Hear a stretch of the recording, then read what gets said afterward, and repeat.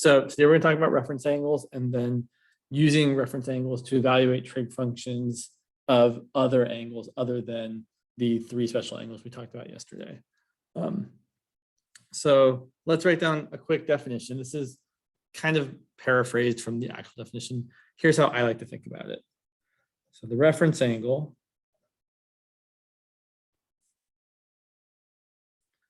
of an angle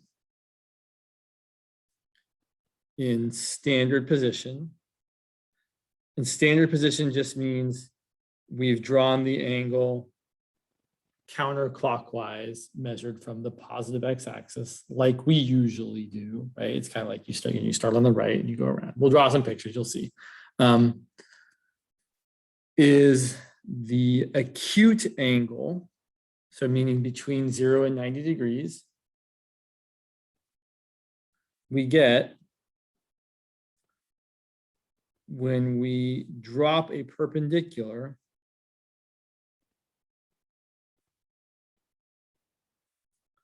to the x-axis.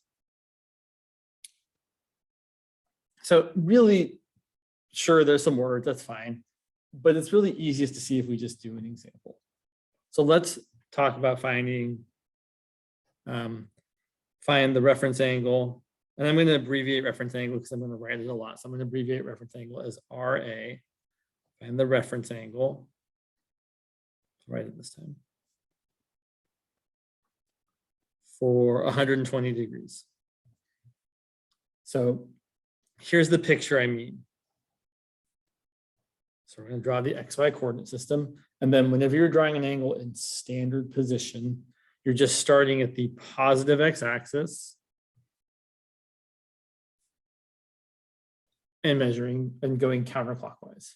So we're going to go 120 degrees counterclockwise, and we're going to end up about right there. And then I guess I didn't say these words, but this is the terminal ray of the angle. It's not super important, but it is the terminology. So then to find the reference angle, we're going to drop a perpendicular from this terminal ray to the x-axis. And there's only going to ever be essentially one choice. You're either going to drop a perpendicular down or up. You're never going to the side to the y-axis. You're always going down if you're above the x-axis or up if you're below the x-axis. And this angle here that this side makes with the x-axis, that's your reference angle. So there's a picture of it, but what actually is the reference angle here? Well, it's really not terrible. If this is 120 degrees, we know a semicircle or halfway around a circle is 180 degrees. So we know that this angle here is 180 degrees. And to find our reference angle, we're just going to do 180 degrees minus 120 degrees. That's going to give us our 60 degree reference angle. Long story short, you're always trying to find the angle that gets you to the x-axis. That's it. Whenever you're trying to find a reference angle, just what do we need to get to the x-axis? But sometimes, so I should kind of preface this with, we're not always going to do 180 minus our angle. We are if the angle ends up in the second quadrant, but if the angle is in a different quadrant, we're going to do something different. So let's look at a couple more examples to see.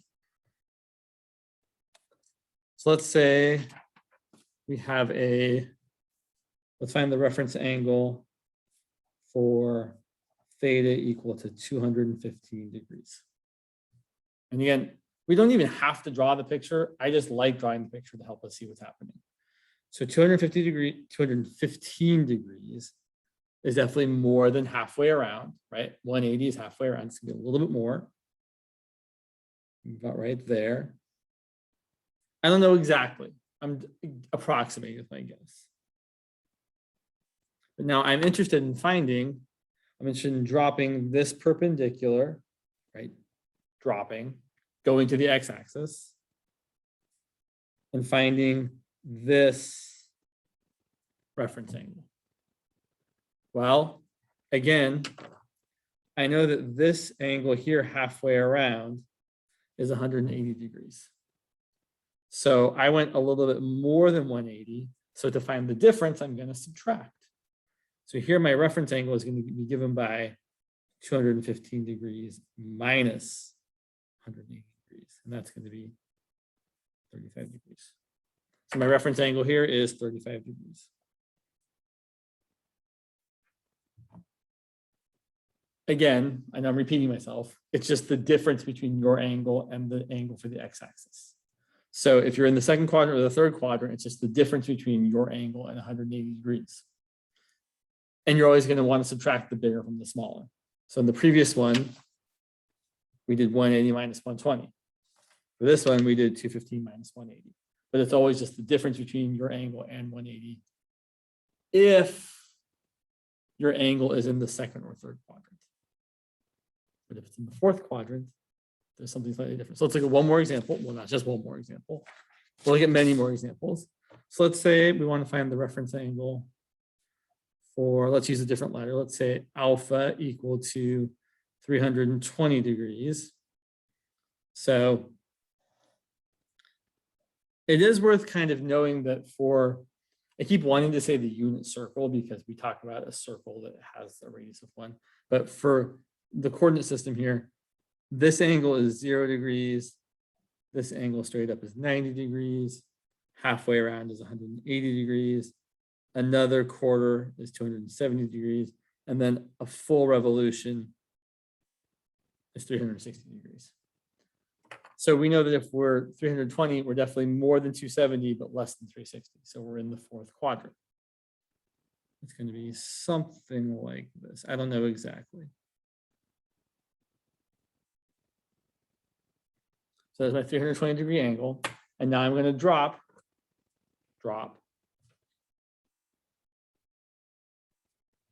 the x-axis. Again, I'm going to say it a lot. Always to the x-axis, never to the y-axis. And then we want to find this angle here. So now we're trying to find the difference between our 320 degree angle and the 360 degree angle. So we're going to do 360 degrees minus 320 degrees. And that's going to give us a reference angle of 40 degrees.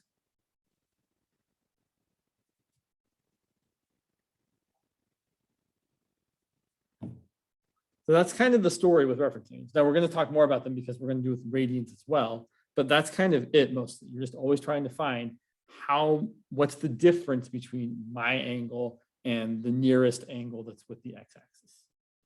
Sometimes that's 180, sometimes that's 360.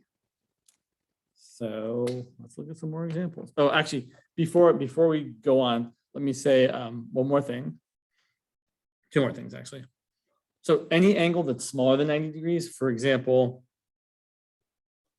the reference angle for beta equal to 56 degrees is 56 degrees. If your angle is already acute, it is a reference angle. And then the other thing I wanted to say is that these angles here, 0 degrees, 90 degrees, 180 degrees. The list could literally go on forever, right? You could keep adding 90, 270 degrees, 360 degrees, 450 degrees, et cetera, et cetera, et cetera. These don't have reference angles. And they're what are called quadrantal angles, which I just think is really fun to say. I'm not gonna lie. When I learned the word quadrantal a few years ago when I was teaching this class, I was like, oh, quadrantal is super exciting to say. I know that's maybe not really true, but I really like saying quadrantal angles. So quadrantal angles are just angles that terminate on one of the 4 axes, or 2 axes, I guess. So quadrantal angles, that's kind of it. They don't have reference angles. And importantly, and this is what I actually want to say, quadrantal angles are not in any quadrant. So like, for example, 215 degrees is an angle that terminates in the 3rd quadrant. 90 degrees is an angle that doesn't terminate in any quadrant. It's kind of between quadrants. So if someone says, what quadrant is 90 degrees? And you're like, it's not in any quadrant. But other angles that are not quadrantal angles are in various quadrants. Yeah. So I'd like to have you guys work on a couple of these for just a minute. I want you to find the reference angles for the following. For theta equal to 150 degrees, 240 degrees, and let's do 315 degrees. So try each of those. I'm going to give you 2 minutes. It might not be enough time. That's okay. I do have a timer. Start a timer.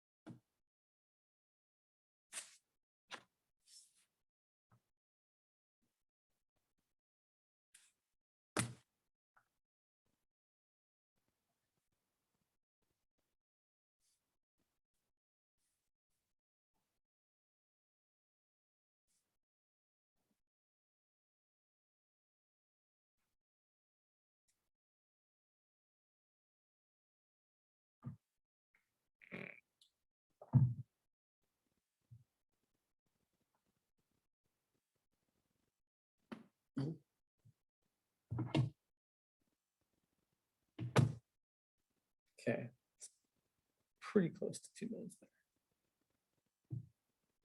And I apologize for all the dancing, but I have to do something while I'm just standing here. So I will probably dance on camera poorly while you do math for your entertainment. So what I want to mention is you don't have to draw a picture to find a reference angle.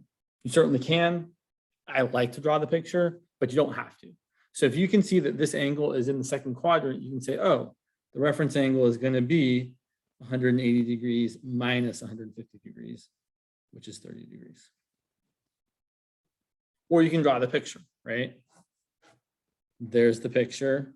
We know we're in the second quadrant because we know we're between 90 and 180 at 150. And notice my picture, not the best, right? I didn't really make it look like 150 degrees. That's okay. And then the reference angle is what's left, which is that 30-degree angle. Same kind of deal here. And I will say, one of the advantages of degrees, at least for most people, is it's easier for them to know what quadrant the angle is in. It's pretty easy to see, oh yeah, this is between 90 and 180, or between 180 and 270, or between 270 and 360. It's slightly more challenging when you're talking about radians. This angle is definitely in quadrant 3. So again, we want to measure it back to the x-axis. So we're going to say it's going to be 240 minus 180. And that's going to be our reference angle. Here's the picture that would go with that, right? There's 240, and there's our reference angle of 60.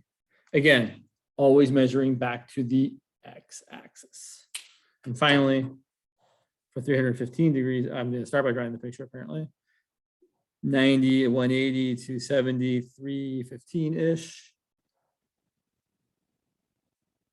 And then we know we want to find this reference angle here. So we're going to do 360 degrees minus 315 degrees, which is 45 degrees. So for the 5th time, maybe, reference angles are all just about finding differences between your angle and either 180 or 360 essentially. We can also do it in radians. So it's literally the same process in radians, except you're using radians instead of degrees. So for example, if I said I want to find the reference angle for theta equal to, I don't know, 17 pi over 12, I'd have to think about what quadrant that's in. And that's kind of the challenging part. So here's the thing I would say. If you ever guess the wrong quadrant, like let's say, I don't want to do the wrong thing first. Let's do the right thing first, and then we'll talk about doing the wrong thing. So let's say, let's see, 17 pi over 12, that's equal to, how do I want to do this? It's always kind of like, how do you know what quadrant this is in? Well, I know that using radians, this is 0 radians at this quadrantal angle, pi over 2. This is pi. This is 3 pi over 2. This is also 2 pi. So one way to make this work, which might not be the most straightforward, but it's what seems to me the most straightforward, is to get a common denominator. Meaning, since this is 17 pi over 12, I'm going to make all of these pi over 12, something pi over 12. So I'm going to multiply this by 6 over 6. So this is 6 pi over 12. And I'm going to multiply this by 12 over 12 and get 12 pi over 12. I'll multiply this by 6 over 6 and get 18 pi over 12. And now it's easier for me to see that 17 pi over 12 is between 12 pi over 12 and 18 pi over 12. So that angle has to be in quadrant 3. I won't pretend like my way is the only way or even the best way. It's just the way that I think makes sense. If you have a different way of thinking about it, it's really, really, really okay and probably good. So definitely do what you're comfortable with if this is like, oh, that seems kind of weird.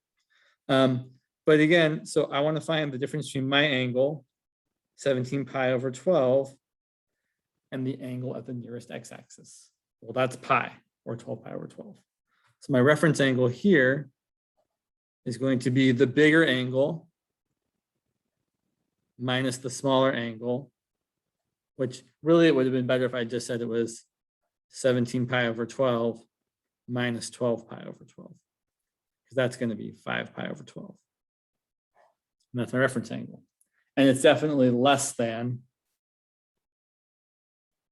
90 degrees, which is pi over 2, which is 6 pi over 12. Great. So with radians, it's a little more challenging sometimes to figure out what quadrant your angle is in. Let's do a few more examples. So let's say we wanted to find the reference angle for, let's use some different Greek letters. Let's say beta equal to 7 pi over 9. So personally, I feel like 7 pi over 9 is a little bit easier to figure out where it ends up. It's definitely less than a whole pi, which means we're certainly not any further than pi. But it's also, I think, pretty clearly bigger than half a pi. Right? 7/9 of pi is certainly way more than 1/2 of pi. So we're definitely in quadrant 2 somewhere. I don't know where exactly. I mean, technically, I guess it's 7/9 of the way. And we're looking to find this angle. All right, I think you guys can do it. I'm going to give you 30 seconds to find that angle.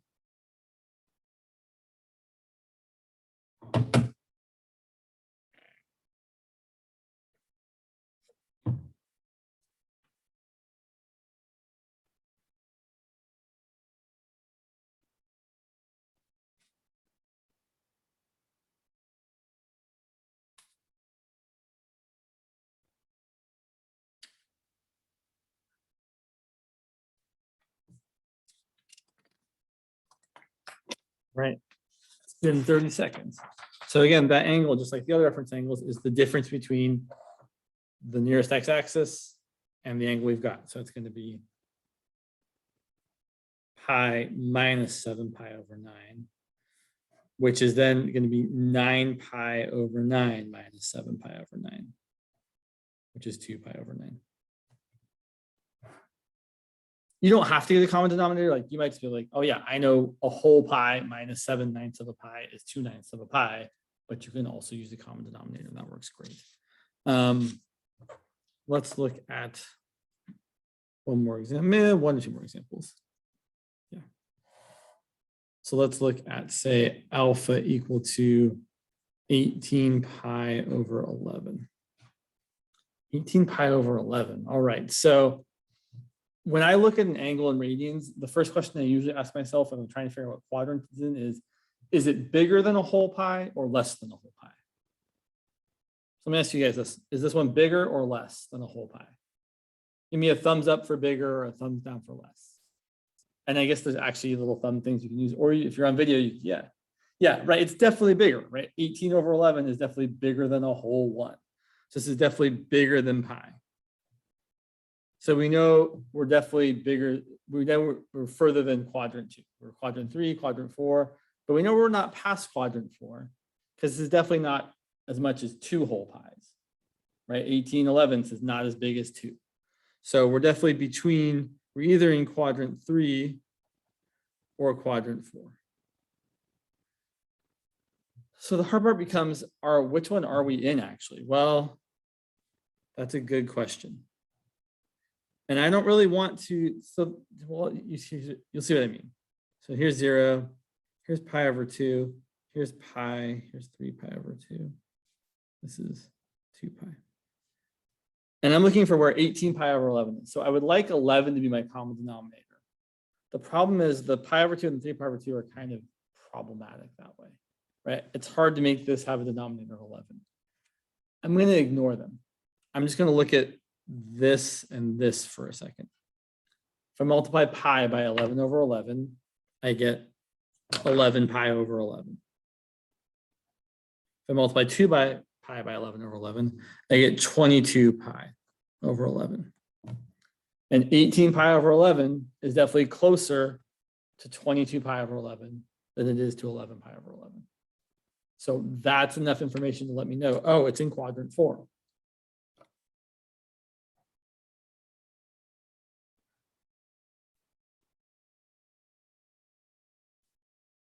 And then we want to find this reference angle. So it's going to be the difference between 18 pi over 11 and 2 pi, or 18 pi over 11 and 22 pi over 11. So our reference angle is going to be 22 pi over 11 minus 18 pi over 11, which is 4 pi over 11. Let me show you right here what would happen if I made the wrong choice. So let's pretend like I wasn't being very careful and I thought that my angle was actually in quadrant 3. I do not. So let's pretend like, oh, James thought, let's go down here. James was wrong. This is wrong. James thought 18 pi over 11 ended right there and was closer to pi. So here's what would happen if I thought that. Well, then I would try and find the reference angle. The reference angle would be 18 pi over 11 minus pi, which is 11 pi over 11. And 18 minus 11 is 7 pi over 11. But then I noticed something. 7/11 is bigger than a half. Right? 7 is definitely more than half of 11. So this fraction here, this angle, is bigger than pi over 2. But that means it can't be a reference angle because reference angles have to be between 0 and pi over 2. So if you ever think you've made the wrong choice, you should ask yourself, how big is my reference angle actually? Is it too big to technically be a reference angle? It's a good check. Yeah, I think we can skip that one. Cool. So you might think at this point, well, James, why don't we just always do reference angles in degrees? Because they seem like they might be easier. And you would mostly be right, except for 2 reasons, maybe 3 reasons. Reason 1, a lot of your professors are going to use radians. Reason 2, which is a better reason, is calculus actually works in radians. Like when we graph something like y equals sine of x, we are making the assumption that the angles are in radians. And thirdly, and this is kind of what's nice, is that for the special angles that we actually really care about a lot of the time, the reference angles work out really nicely. So for some of these radian measures, it's kind of a pain. But for the special angles like pi over 6, pi over 3, pi over 4, or other angles that have those as their reference angles, it all works out kind of super duper extra nice. So let's talk about that. So reference angles for angles we care about. What I should really say is reference angles for angles that are special.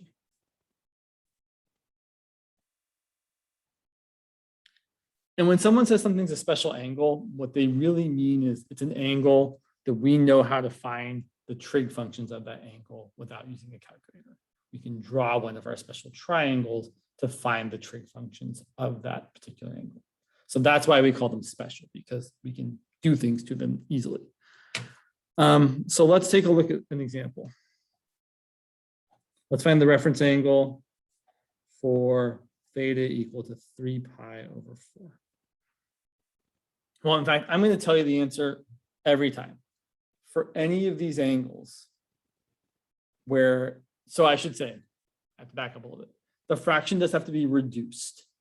Right? If someone is giving you an angle that's kind of, I should grab some extra paper here. If someone says the angle is like, 30 pi over 16, we have to reduce that before we can do anything with it.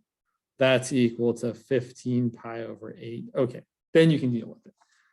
But if the angle is already reduced, meaning you can't cancel out any common factors, and the denominator is either 4, which is the middle number, really I should say the denominator is 3, 4, or 6, it's special. And you can almost always automatically just say the reference angle is pi over the denominator. You don't have to kind of do any work. Now I'm going to show you why that's true, but it's always true. So the reference angle for 3 pi over 4 is pi over 4. The reference angle for, say, let's go 7 pi over 6 is pi over 6. And the reference angle for theta equal to 5 pi over 3 is pi over 3, which is kind of great. Now let's see why. I mean, the y is really the same y as already. For pi over 4, or for 3 pi over 4, right, we've gone, so I'm going to say these words again, we've gone 3 pi over 4, or we've gone 3/4 of pi. If you've gone 3/4 of pi, how much more do you need to get to a whole pi? You need 1/4 of pi. 3/4 plus 1/4 is a whole thing, or 3/4 pi plus 1/4 pi is a whole thing. And the same is true for these other ones. 7 pi over 6 is just a little bit more than pi. It's a whole pi plus another 1/6 of pi. Well, in fact, just the way I said it already kind of shows what the reference angle is. If you've gone a whole pi and then another pi over 6, excuse me, the reference angle has to be pi over 6. Again, we could do the work, right? You could say, okay, 7 pi over 6 minus pi is 7 pi over 6 minus 6 pi over 6, which is pi over 6. But you don't have to do that work. And again, for the last one, 5 pi over 3 is in quadrant 4. In fact, let me show you. So here's 3 pi over 3, or 1 whole pi. And then 4 pi over 3 is about there. 5 pi over 3 is about there. And then 1 more pi over 3. Well, 5 pi over 3 plus pi over 3 is 6 pi over 3, which is 2 pi. So my reference angle here is 2 pi minus 5 pi over 3, and that's exactly pi over 3. So the big takeaway here is that for any angle measured in radians that happens to have like a 4 or a 6 or a 3 as a denominator, its reference angle is just 1 pi over that same denominator. Let me, how much time do I got? Yeah, I've got time. Let me draw you a relatively quick picture here. And this is kind of something you'll see if you ever look at a unit circle, but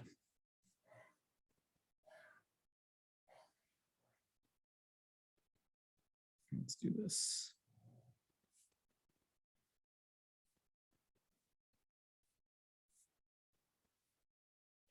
So here we have 0 radians. Here we have pi over 4 radians or 45 degrees. Here we have pi over 2. Here we have 3 pi over 4. Here we have pi. Here we have 5 pi over 4. Here we have 3 pi over 2. Here we have, so I was going to say 6 pi over 4, which is not right. Here we have 7 pi over 4. And here we have 2 pi. So what I want to say is each of these angles are 45 degrees apart. 45, 90, 135, 180, 215, 270, 315, 360. Or they're all pi over 4 apart. Pi over 4, 2 pi over 4, 3 pi over 4, 4 pi over 4, 5 pi over 4, 6 pi over 4, 7 pi over 4, 8 pi over 4. And the thing about these is for each of these angles, all of them measure exactly 1 pi over 4 to the nearest x-axis. This angle is pi over 4. This angle is pi over 4.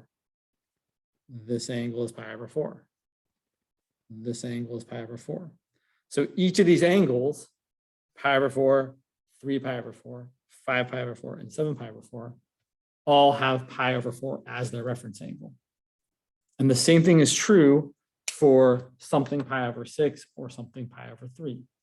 So I wish I had more colors. I didn't bring enough colored pens. So here's pi over 6. And way over here is 5 pi over 6. And over here is 7 pi over 6. And over here is 11 pi over 6. And I'm going to say the same thing I just said about pi over 4. Each of these angles is 1 pi over 6 away from the x-axis. 5 pi over 6 plus pi over 6 is pi. 7 pi over 6 minus pi over 6 is pi. And 11 pi over 6 plus pi over 6 is 2 pi. And then for the last one, we have pi over 3, 2 pi over 3, which my picture is starting to fall apart a little bit here. 3 pi over 3 would be pi. 4 pi over 3, and then 5 pi over 3. And each of these, so this one's going to get a little bit wonkier. So, right, 2 pi over 3 to the x-axis is a pi over 3. And 4 pi over 3 to the x-axis is a pi over 3. And 5 pi over 3 to the x-axis is a pi over 3.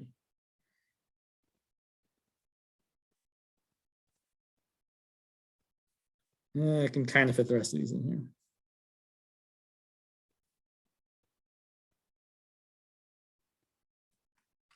So, oh, thanks. Sorry, I saw you guys write some things and I missed them. That's all right. So what I want to point out here is that this is kind of cool.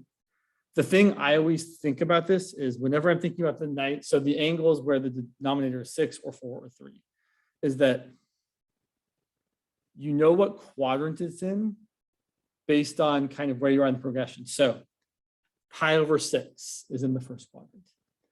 The next angle that has 6 as a denominator that is fully reduced is 5 pi over 6. Because 2 pi over 6 is pi over 3, 3 pi over 6 is pi over 2, 4 pi over 6 is 2 pi over 3, and 5 pi over 6 is the next angle where 6 is actually the denominator. And then 6 pi over 6 is pi, 7 pi over 6 is that. The rest of these, right? 8 pi over 6 is 4 pi over 3, 9 pi over 6, 10 pi over 6, 11 pi over 6. So pi over 6 is in the first quadrant. The next one that doesn't reduce 5 pi over 6 is in the second quadrant. The next one that doesn't reduce is 7 pi over 6 is in the third quadrant. And the next one that doesn't reduce is 11 pi over 6 is in the fourth quadrant. And the same thing is true for the other ones. Pi over 4, 3 pi over 4, 5 pi over 4, and 7 pi over 4 are all the ones that don't reduce. Anything even over 4 would totally reduce.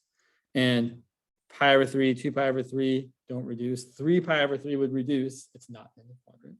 4 pi over 3, 5 pi over 3. So if you practice with this, it can become really easy to know what angle in radians is in which quadrant. And it's super easy to know what its reference angle is.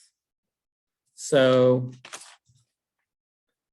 like, it almost feels like, it feels silly for me to even ask you, what are the reference angles for the following? Because as soon as I write them down, you will know.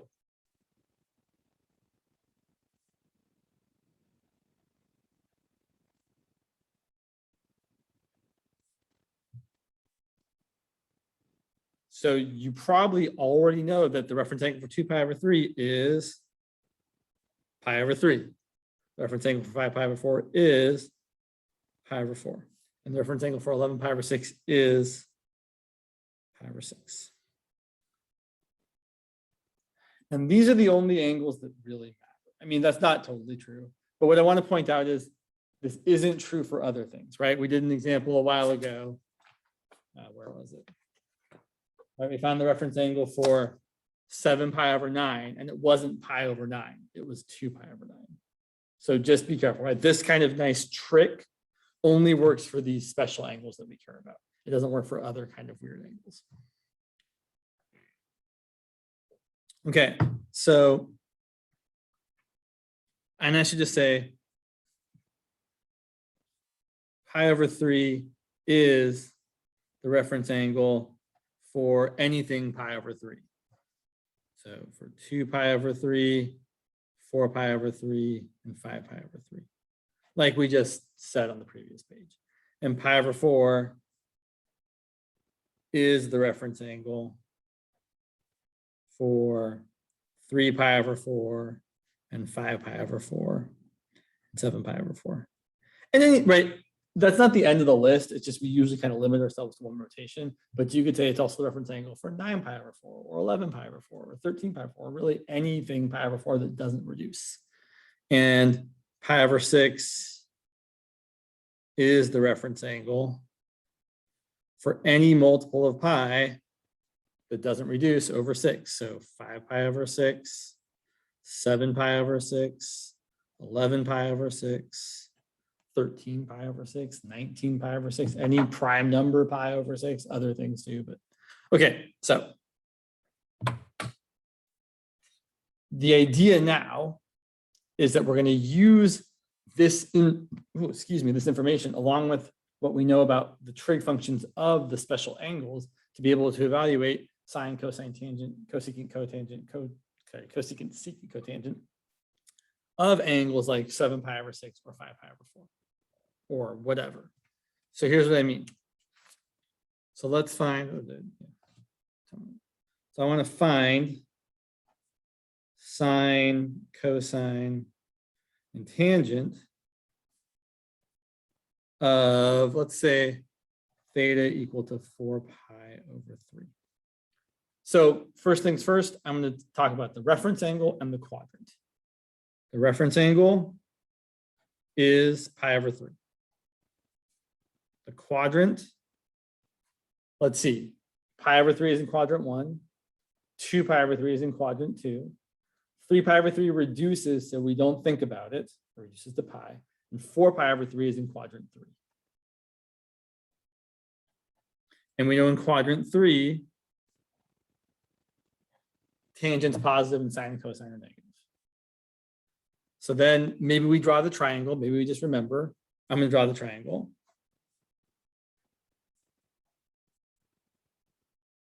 pi over 3, it's a 1 down here, a 2 up here, a root 3 here. Oh, by the way, something else I meant to have said and probably didn't say yet is that when you're drawing a triangle, if you ever forget kind of which sides go where, it's always true that the biggest side is opposite the biggest angle, the smallest side is opposite the smallest angle, and the medium side is always opposite the medium angle. Always true.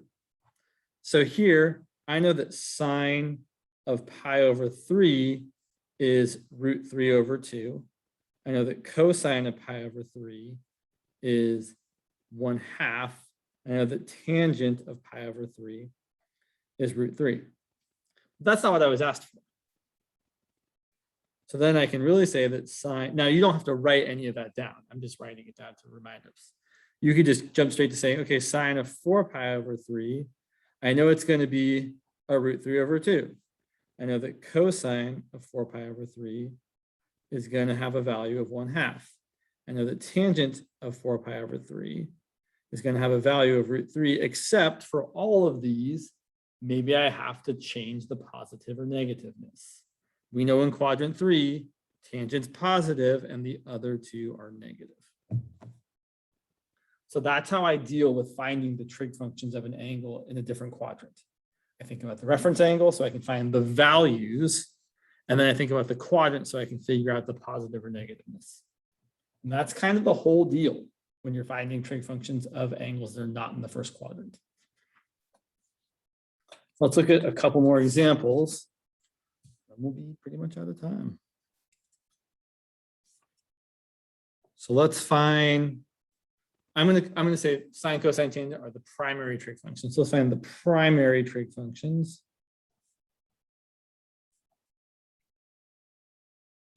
of alpha equal to 3 pi over 4. So we already know the reference angle. And it's going to be pi over 4. And the quadrant, well, it's not quadrant 1, but it is quadrant 2, because 3 pi over 4 is the second angle that doesn't reduce, right? You got pi over 4, 2 pi over 4 reduces the pi over 2, and then 3 pi over 4 is the next one. So the quadrant is quadrant 2. We know sine's going to be positive and the other two are going to be negative. And then we could draw the triangle or not. Right? Eventually you want to get to the place where you've memorized them, but we might not be there yet. So I'm going to draw the triangle for pi over 4. And again, the thing I like to remember for pi over 4 is that it's an isosceles triangle. The sides are 1, 1, and root 2. Or some people will say that's root 2, and 2. Either way is fine. But this is the way I definitely did it in class yesterday. So then I know that, and I'm going to do it, so I'm going to do it slightly differently. Sine of 3 pi over 4 is going to be positive because we're in quadrant 2. I know that cosine of 3 pi over 4 is going to be negative because we're in quadrant 2. I know the tangent of 3 pi over 4 is also going to be negative. And now I'm just going to use the triangle because the 3 pi over 4 and the pi over 4, it's the reference angle for it. So sine of pi over 4 would be 1 over root 2, which I guess I should rationalize and say it's positive root 2 over 2. Cosine of pi over 4 is going to be 1 over root 2. So it's going to be negative root 2 over 2. Also, I would remind myself here that, oh yeah, I know that sine and cosine have the same value, except one of them might be positive and one of them might be negative. That happens sometimes. And then tangent of 3 pi over 4 is going to be 1 over 1, but it's negative, so it's negative 1. And there we go. We could also find the other ones, right? You could find cosecant of 3 pi over 4 to be positive, the flip of this, which would be positive root 2. And secant of 3 pi over 4 would be the flip of this, so it would be negative root 2. And cotangent of 3 pi over 4 would be negative 1.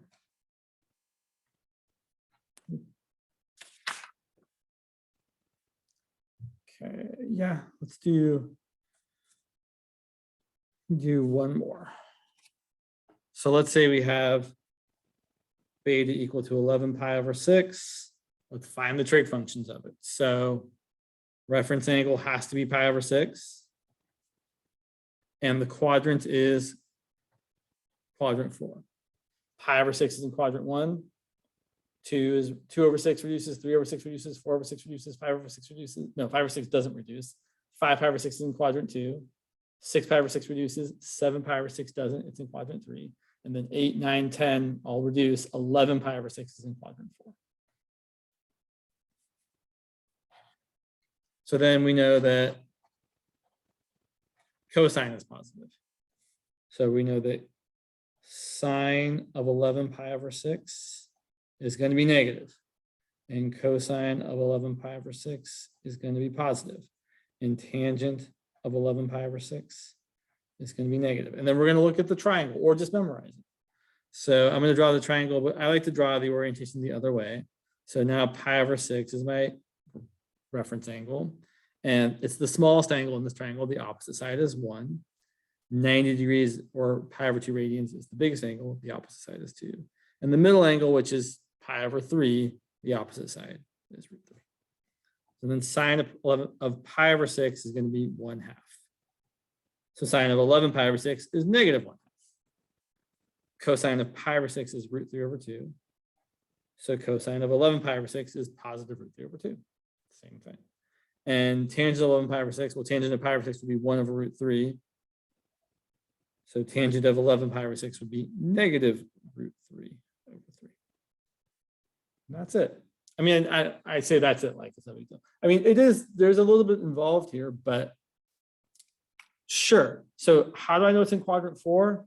There's a couple ways. So one way is I just can see that 11 pi over 6 is really, really close to 12 pi over 6, which is equal to 2 pi, which is where quadrant 4 ends. Another way, though, is what I'm saying is you count the number of ones that don't reduce. So 1 pi over 6 is the first one that doesn't reduce. It's in quadrant 1. 2 pi over 6 reduces, 3 pi over 6 reduces, 4 pi over 6 reduces, 5 pi over 6 doesn't reduce. It's the second one, so it's in quadrant 2. 6 pi over 6 reduces. It's kind of a long process. 7 pi over 6 doesn't reduce. It's in quadrant 3. 8 pi over 6 reduces. 9 pi over 6 reduces. 10 pi over 6 reduces. But 11 pi over 6 is the fourth one. It doesn't reduce. So you just have to count which one it is that doesn't reduce. It's not something that anyone's ever shown me. It's just something I kind of made up because I noticed it. But there's lots of ways to figure it out. That's just one way. I probably think it's easier to just say to yourself, oh yeah, 11 pi over 6 is pretty close to 2 pi. It's probably in quadrant 4. Yeah. So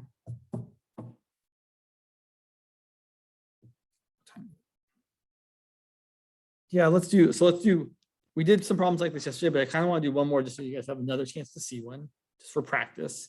Because I definitely know there's some of these in the homework.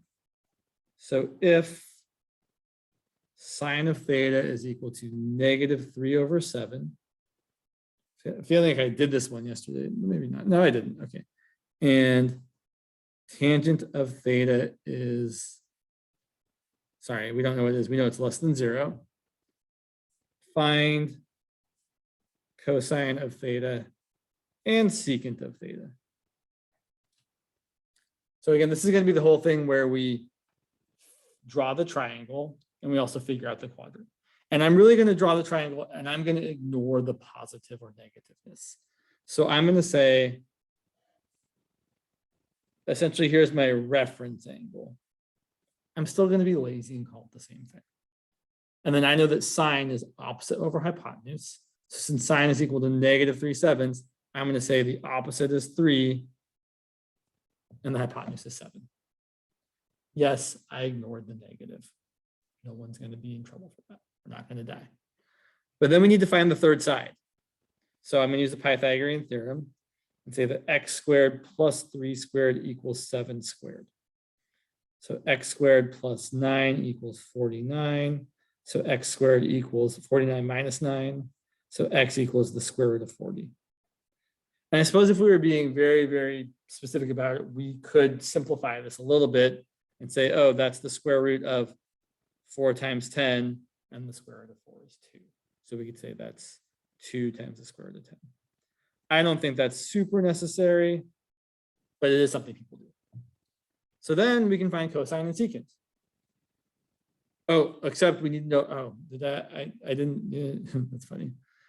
So cosine of theta, if I just look at this, is 2 root 10 over 7. Now, I'm not being super careful here. I should have thought about the quadrants as well. So I just like to draw the picture and kind of cross things out. Things are negative, so we can't be in quadrant 1. Sine's negative, so we can't be in quadrant 2. Tangent's negative, so we can't be in quadrant 3. We got to be in quadrant 4, where cosine is positive. And then secant of theta would be the reciprocal of this. So it would be 7 over 2 root 10, which we would then rationalize and get 7 root 10 over 2 times 10, which would be 20. And just if you're, in case you're interested, I know we're out of time, but let me just say, tangent of theta here would be 3 over 2 root 10, but it would have to be negative because we're in quadrant 4. And then that would be negative 3 root 10 over 20. All right, I think I've said enough.